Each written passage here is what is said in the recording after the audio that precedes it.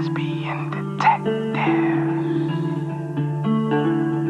Unsolved cases. She's still missing. Yeah, they haven't found her yet. Well, let's talk about it. They say he vanished without a trace. Could it be a psychotic break or a tragic accident? Police don't know where the body went. Unsolved murders, body still missing. That's unheard. Where's the witness? Lesbian detectives, what's going on? City on high alert, this out the norm. He did what, the who? Man, that ain't real, these crimes ain't true. Then come uncover these theories with us. We live right now, tuning in is a must. Right now, Lesbian Detectives. Lesbian Detectives. We about to start the show, so get your popcorn ready to go. Pay attention to the message I present to you, the Lesbian Detectives. This is Lesbian Detectives. I'm Sierra. And I'm Elizabeth. And we are here to talk about missing and unsolved murders.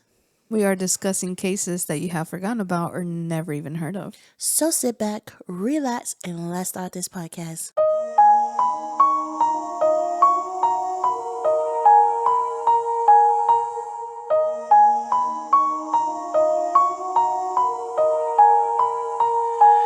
Guys, my daughter started pre-K3 today.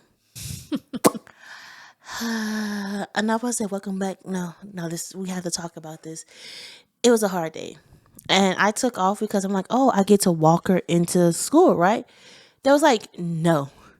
You're going to have to drop her off right here. Like, see your way out. And I'm like, okay, my daughter's going to cry, because she has been to daycare before, but Part-time. Yeah, part-time. So this is different. I'm like, my baby's going to cry for me. Psych. She got out the car. Like, she waved to the teacher like, hi, I'm Sienna. Hi, I'm Sienna. Like, I'm like, okay. And I'm like, get your backpack. She's like, okay, bye. Like, she didn't even say bye or I love you guys. She just left. She like, I said, I love you, bye. And she just closed the door and kept on walking. I'm like, kid, I've been with you for 3 years. Like, we're 3 years strong. And you didn't look back or care. She didn't, guys. So I'm going to see how tomorrow goes, okay? We're going to see how tomorrow goes. And I feel like it's going to go the same way. Because she likes going to, school and daycare. She likes learning. She likes learning, and she learns so much. They have them so, packed up. So that's my vent of the day from a new mom dealing with a independent toddler. Who steals socks, by the way? Oh my God. So we have a parent chat, right? So one little girl, shoes got switched with another kid. And then my daughter, I looked at her feet. I'm like, yo, these aren't the socks I put on you today. Where's your socks, kid? Found out her little boy switched socks. I'm like, yeah, what going on? So my friend told me that's going to be a lot of little kids, they switch clothes. We don't know why. They're just like, hey, I like your socks with shoes better today. So I'm glad that we have the parent chat because it's going to be faithfully. Like, hey, anybody see my kid outfit? So I don't pick her up. My mom pick her up. So I'm like, hey, just check her outfit. Just make sure hey, this is the outfit that she wore this morning. I'm sending her a picture faithfully hey. So that's our life update. And I'm ready for our vacation. So finally coming soon. Now let's say my favorite line. Now let's get into the episode. Imagine it's a warm summer morning and a 11-year-old girl leaves her home to do something completely ordinary. She isn't running away. She isn't meeting someone. She had no idea that this would be the last time her family sees her alive. She is only supposed to be gone for a short time, but she never comes home. As the hours pass, her family begins searching the neighborhood. At first, there is still hope. Maybe she stopped somewhere. Maybe someone saw her. Maybe there's a simple explanation for why she hasn't returned. Then, as the afternoon turns into evening, the search takes a sudden turn. Her body is discovered in a wooded area, not far from where she lives. Investigators quickly realize that this little girl didn't simply disappear. Someone had attacked her, and the person responsible had tried to hide what they had done. There is a weapon near her body. There are signs that someone attempted to conceal her. And there are details at the crime scene that leave investigators with more questions than answers. Who would do something like this to a child? And how could someone take a little girl from her neighborhood in the middle of the day without being caught? Investigators began looking at the people who were nearby. They find possible suspects. They question people who may have seen something. But the evidence isn't enough to tell them exactly who is responsible. But then the case goes cold. For decades, the family is left without answers. But 40 years later, something happens that brings the case back to life. A newspaper investigation puts the little girl murder back in the public eye. And shortly afterward, someone comes forward with an incredible claim. A man who was already dead confessed to knowing what happened. And according to the story, he didn't just confess, he named another man. But there's a problem. The man accused of the murder denies having anything to do with it. And before he could ever stand on trial, he dies. So was the confession the truth? Was an innocent man accused? And after all these years, could the answer to the little girl murder have been lost with the people who knew what really happened? This is the case of Brenda Sue Brown. To understand what happened to Brenda, we have to go back to July 27, 1966 in Shelby, North Carolina. Brenda Sue Brown was born on May 15, 1955. She was 11 years old that summer and lived with her family, including her younger sisters. Like most children her age, day-to-day life consists of family and school and the ordinary routines of childhood. On the morning of July 27th, Brenda had a small argument with her younger sisters over a powder puff compact. It was nothing that would have seemed important at the time. But after Brenda was killed, the ordinary disagreement became one of the last memories her family had of her that morning. Not long afterwards, Brenda's mother, Gladys Brown, asked her to walk her 6-year-old sister, Patricia, to Head Start school. The class was about 2 blocks from their house, so Brenda walked her younger sister there.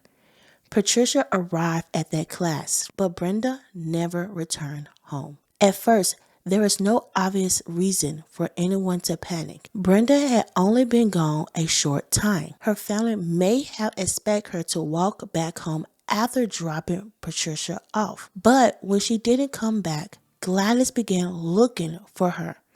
At around 10:15 that morning, Brenda's mother started going through the neighborhood, asking people if they had seen her daughter.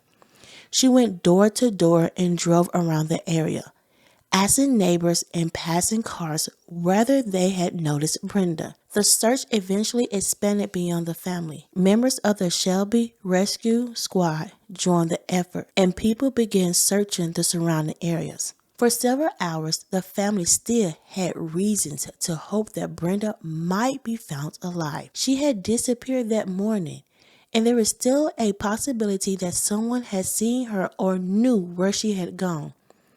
But by the evening, the search had taken a devastating turn.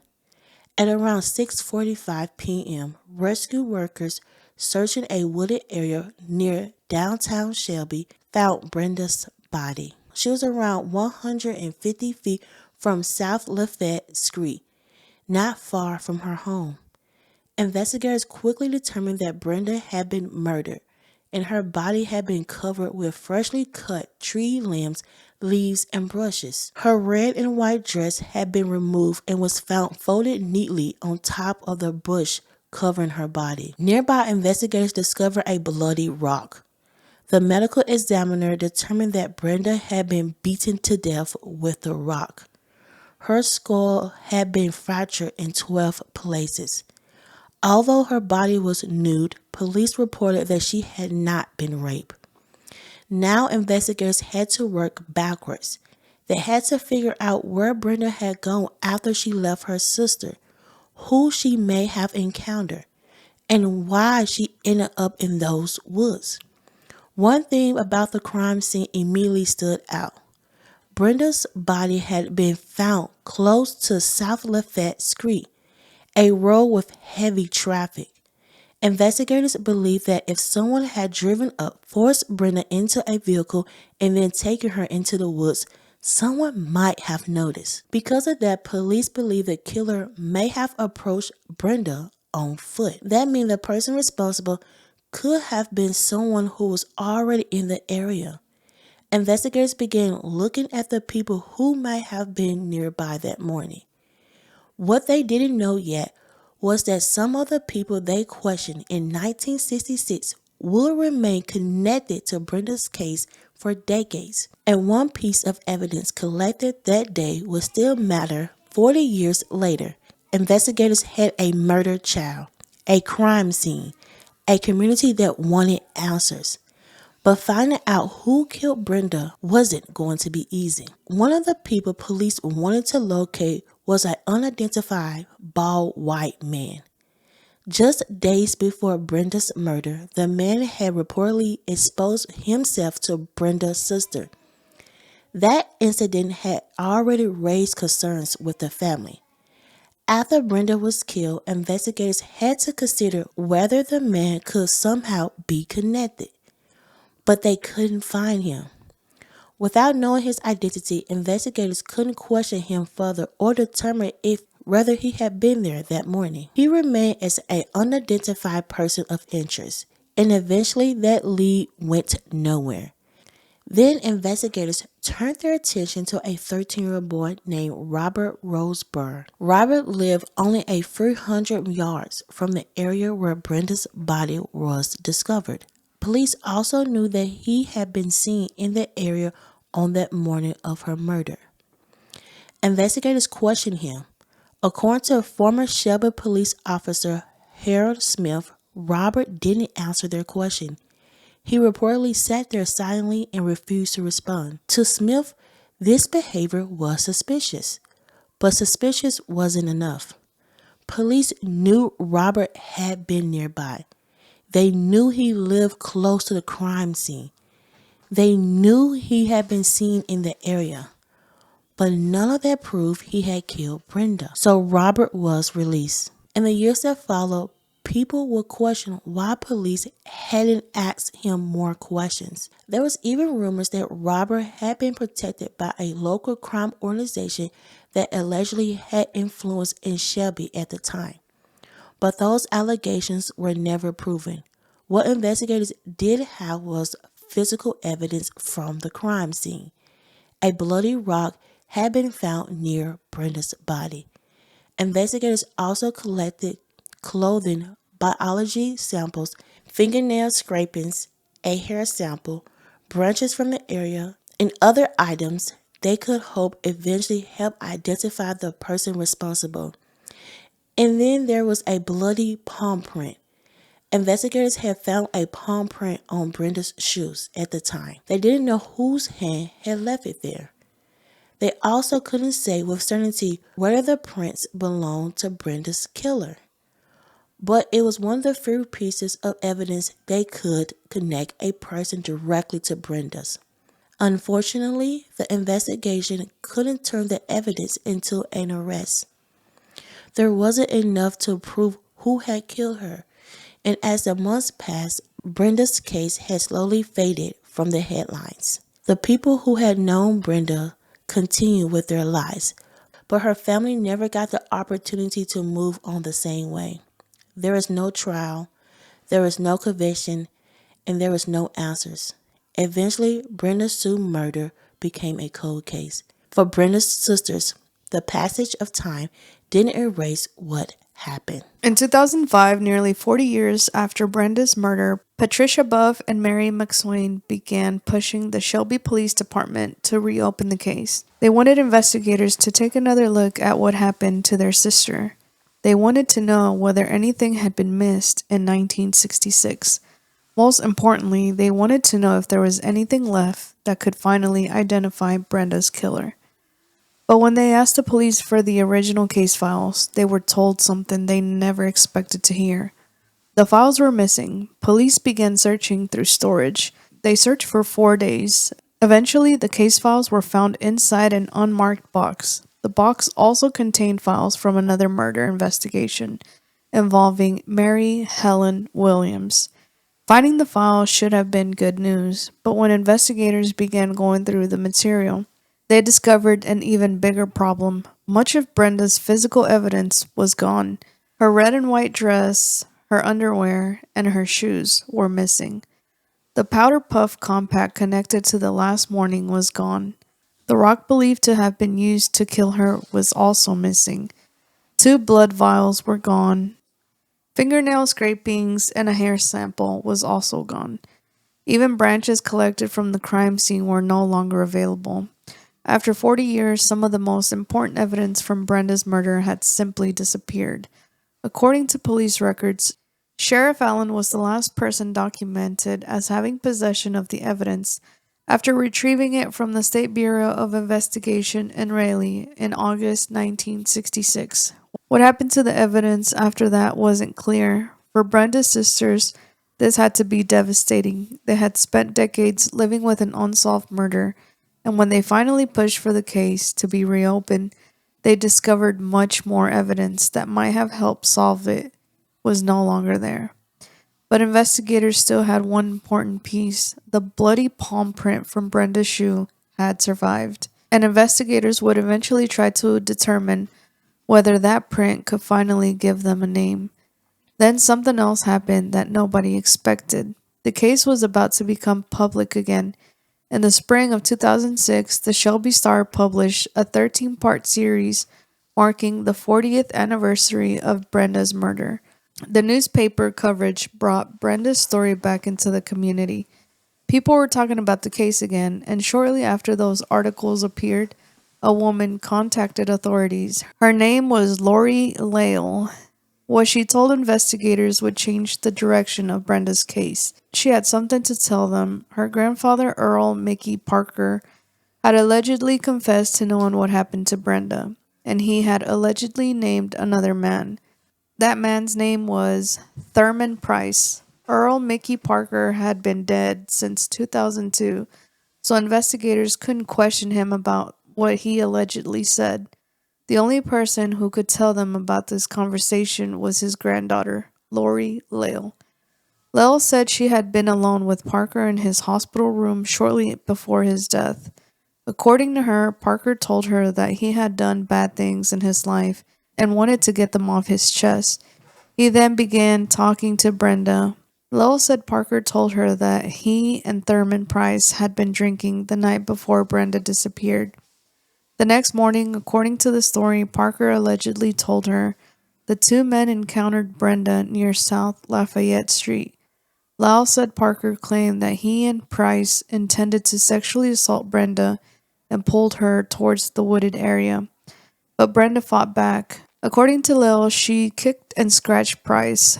That's when the situation became deadly. Lil testified that Parker said Price picked up a rock and struck Brenda. She said Parker told her they believed Brenda would identify them if she survived, and that Price said they would do real time this time.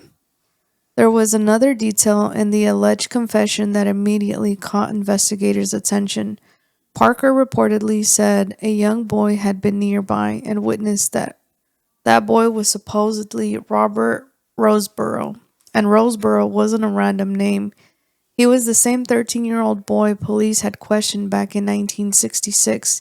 He had lived only 100 yards from where Brenda's body was found, and investigators knew he had been in the area that morning. Suddenly, something from the original investigation appeared to connect with the new information.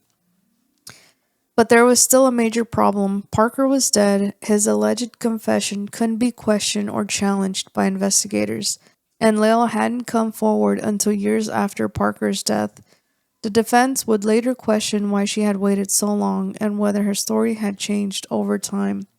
Still, prosecutors believed the information was enough to move forward, and in February 2007, police arrested 79-year-old Thurman Price. After more than 40 years, Brenda Sue Brown's case finally had an arrest, but Price denied killing Brenda. and now investigators had to prove that the story behind the arrest was true.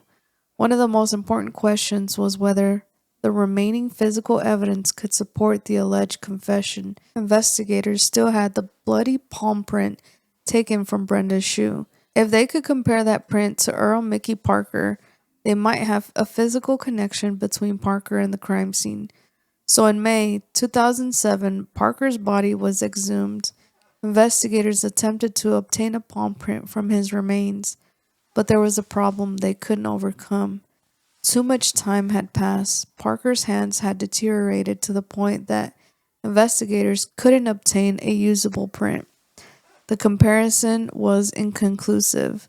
There would be no match, and that left prosecutors relying heavily on Lael's account of what her grandfather allegedly told her. There was another piece of information that prosecutors believed was significant. Parker and Price had known each other for years, and they had a criminal history together. In 1954, the two men had been indicted in connection with the sexual assault of a 12-year-old girl. In 1955, they pleaded guilty to assault with intent to commit rape and received suspended prison sentences.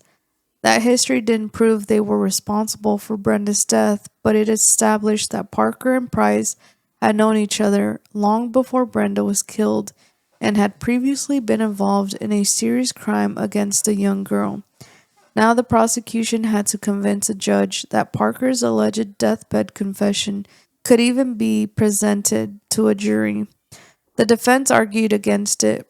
Price's attorney, David Teddy, questioned Lyle's credibility and pointed to the years between Parker's alleged confession and Lyle coming forward.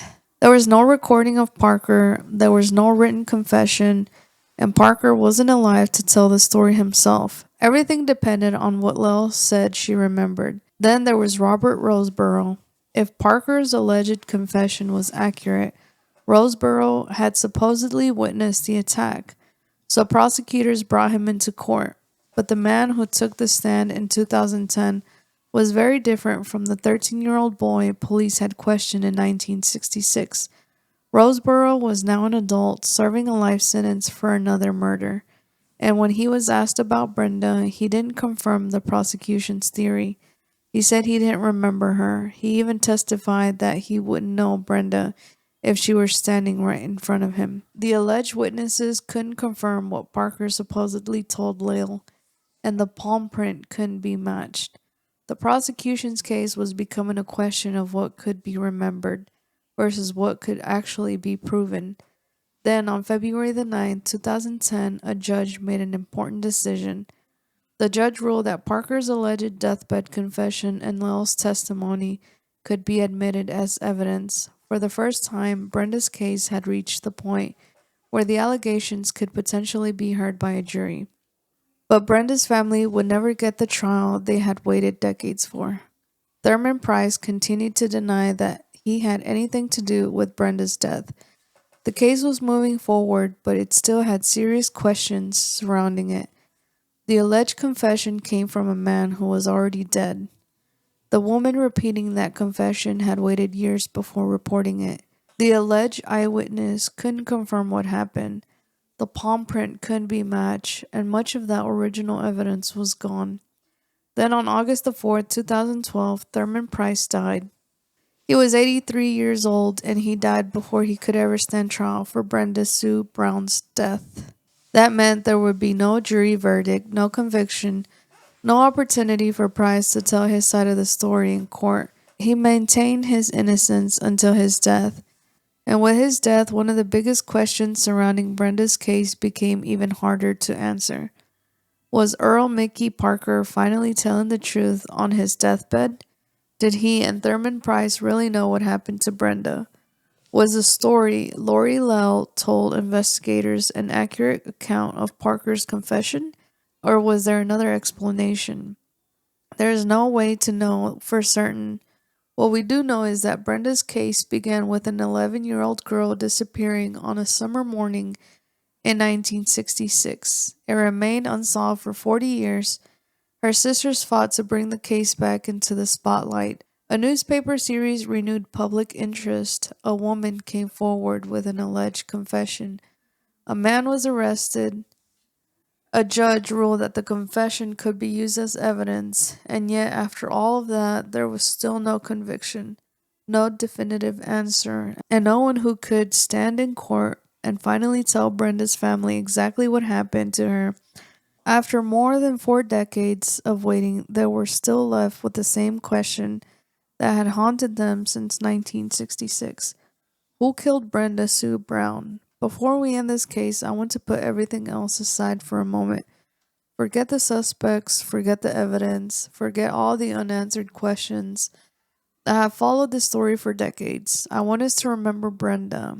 Brenda Sue Brown was born on May 15. She was a daughter, a sister, and an 11-year-old girl growing up in Shelby, North Carolina. She had a family who loved her. She had younger sisters and a mother who expected her to come home. On the morning of July 27, 1966, Brenda walked her 6-year-old sister to Head Start. It was an ordinary morning for a child who had no idea that everything was about to change. Her family expected to see her again. They expected her to come home. They expected there would be another day and then another one after that, but Brenda never got those days. She never got the chance to grow up. She never got to become a teenager, graduate from school, choose a career, travel, and make lifelong friends, fall in love, or discover the person she would become. We don't know what Brenda's future would have looked like, but she deserved to have one. And when we talk about cases like this, sometimes the person at the center can get lost behind the investigation. Brenda shouldn't be remembered only because of the questions surrounding her disappearance. She should be remembered because she was Brenda. She was someone's daughter. She was someone's sister. She was a little girl with a family, a home, and a life that was just beginning. Her sisters continued to remember her long after that summer day in 1966. They continued asking questions and refused to let Brenda's name disappear with the passing of time. And because of that, Brenda's name is still being spoken today. More than 60 years later, we may not know everything about what happened, but we know that Brenda mattered, we know that she was loved, and we know that she should never be forgotten. So when this episode ends, I don't want the last thing you remember to be a suspect or a piece of evidence. I want you to remember an 11-year-old girl named Brenda Sue Brown. Although her life was far too short, her name continues to live on. Brenda Sue Brown deserves to be remembered. Let's get into some theories. Let's get into some theories. Everyone is a suspect until proven guilty. Let's get into some theories. Lesbian detectives. What type of thoughts you thinking? What theories running through your mind? I'm thinking all types of suspicion. Uncover the truth, what we can find. Witness say they saw somebody creeping out the back door.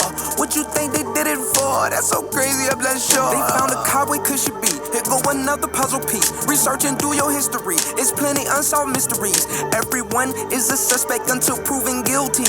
Let's get into some theories, yeah. Let's get into some theories. Let's get into some theories. Everyone is a suspect until proven guilty. Let's get into some theories. Lesbian detectives. You or me? Go ahead. So with this case, we all know who done it. It was the two guys. But I hate that the granddaughter took so long to tell the police that what her grandfather said. If she went that day he told her, or even a couple days afterwards, it might have made a difference. He was already dying, so he couldn't be charged. Just be honest, he couldn't go to jail, but he could have helped them solve the case. Because it's kind of weird that all of her evidence is went away. This one detective got it out of storage and never brought it back. We're not thinking about what he did with it. Did he take it, damage it so they cannot retest it? Because it was everything they needed to solve the case. It was so much that even though the grandfather passed away and then the other man, he passed away, they could have just got their DNA, fingernails scrapings, and also the other evidence they had. So They was working with zero evidence for a 40-year-old case. It's just sad that like she died so quickly. Like she went missing and she probably didn't last 2 hours, like probably in an hour. And I always wonder, Robert saw what happened. Did he, why didn't he tell the police like, hey, I saw these two men? Was he scared that they was going to do something to him? Because he did see like this little girl get beat to death. And did that change like his mindset then? Like everybody blame me, everybody think it's me, but I'm also scared like I might be next. And then he did go out and murder somebody else. Was he just a scared kid not telling the truth because he didn't want to be next? Because think about it, seeing somebody get murdered, you're like, yeah, I'm scared. And then the police come to you like, oh, you did. You're like, what? Like, I just saw this little girl got unalive and now I'm getting blamed. It's just sad that this case could be solved, but the two suspects are dead and they have no evidence. So that's the messed up part, because her sisters and her family could like finally like I got my sister justice. But it's like, now how are we gonna get justice now? We have nothing, you know? I mean, I agree. You're mad at the granddaughter for not speaking up earlier, but honestly, the grandfather should have said something a long time ago. But I mean, sorry to say it, but he was a coward. Like he basically confessed on his deathbed. He knew it was wrong. He had been carrying it, but he waited till the last freaking moment, you know? And so it's just unfair that they pretty much got away with it because none of them served time. None of them went to trial. And they were doing this to little girls. They had been charged with doing that to another girl. So it's like, what happened with that trial? What happened? Did they get charged for that? No. They got charged, but did they really serve any time? No. And then it happened again. And it's just like, predators like this should be serving like life sentences. To me, it's like you don't mess with any kids, especially if you're trying to sexually assault them, because it's not going to come to an end. And we only know of these two cases. There might have been more. And so who really failed them? The system. Right. Because till this day, there's so many predators out there that are free to do the next. There are so many predators out there that are gonna do the same stuff to another kid because they're not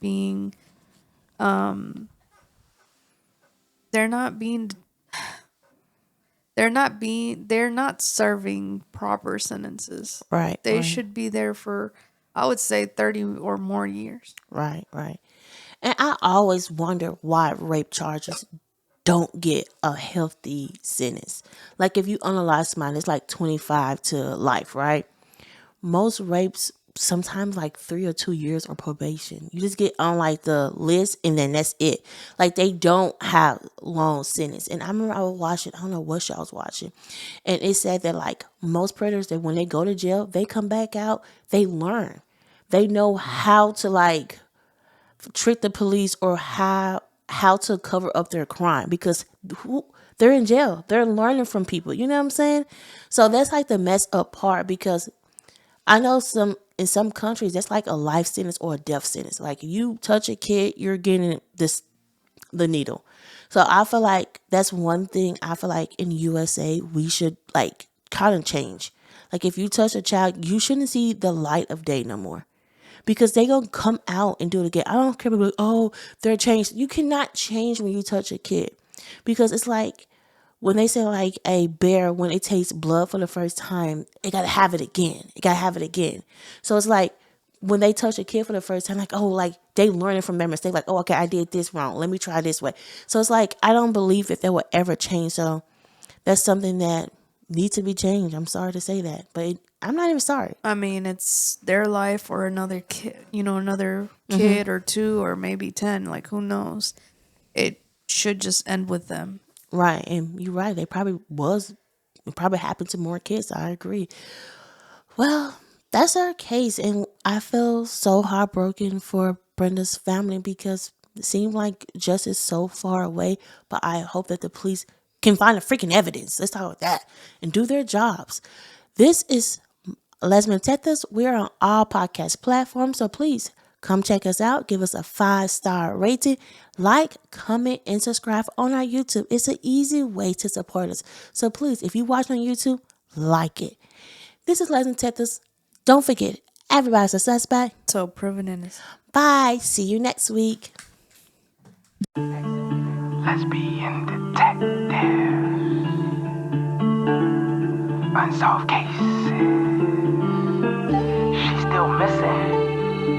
Yeah, they haven't found her yet. Well, let's talk about it. They say he vanished without a trace. Could it be a psychotic break or a tragic accident? Police don't know where the body went. Unsolved murders, body still missing. That's unheard. Where's the witness? Lesbian detectives, what's going on? City on high alert, this out the norm. He did what, the who? Man, that ain't real, these crimes ain't true. Then come uncover these theories with us. We live right now, tuning in is a must. Right now, Lesbian Detectives. Lesbian Detectives. We about to start the show, so get your popcorn ready to go.